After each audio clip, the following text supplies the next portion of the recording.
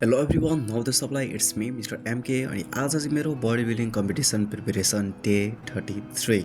So यो भिडियोमा दिनचर्या मात्र होइन, मैले के खान्छु र के लिने सकेको छैन भनेर र डाइटको बारेमा नि थोरै जानकारी दिनेछु र साथै वर्कआउटको बारेमा नि यसो कुरा गरौँ है त। सो रिसेन्ट यो टाइममा भन्दाखेरि त मेरो डाइट त एकदमै नर्मलै छैन। घरमा जे खान्छ मान्छेले त्यही नर्मल खाना, सकेसम्म नो चिट अनि पकेट मनीले जति भ्याउँछ मेरो त्यति नै डाइट, जति सक्छ त्यति है। अब फ्यान्सी डाइट खानको लागि चाहिँ अहिले नो मनी नो हनी जस्तै भयो। सो छिटोभन्दा छिटो अब मैले पार्ट टाइम जब गर्नेछु, त्यसपछि आफ्नो वान स्यालेरीले राम्रो डाइट लिएर फुल्ली प्रिपेरेसनमा फोकस गर्नेछु। अहिले डाइट छैन भन्नेमा मैले केही खाएको नि छैन त्यस्तो चिटहरू। सो त्यही हो, अब जति सकिरहेछु गरिरहेछु एन्ड वर्कआउट भनेको डेली नै भइरहेको नै छ। एन्ड हजुरहरूले देखिरहनु भयो होला, मैले दिनमा एउटा मात्र बडी पार्ट ट्रेन गरिरहेको हुन्छ, किन भन्दाखेरि मलाई त्यति मेरो बडीलाई त्यति प्रेसर नपरोस् मेरो वर्कआउटले गर्दा, किनभने डबल बडी रिकभरी हुनको लागि त्यति प्रोटिन इन्टेक पुरा भएको छैन एन्ड डाइट पनि त्यति कम्प्लिट छैन। त्यही भएर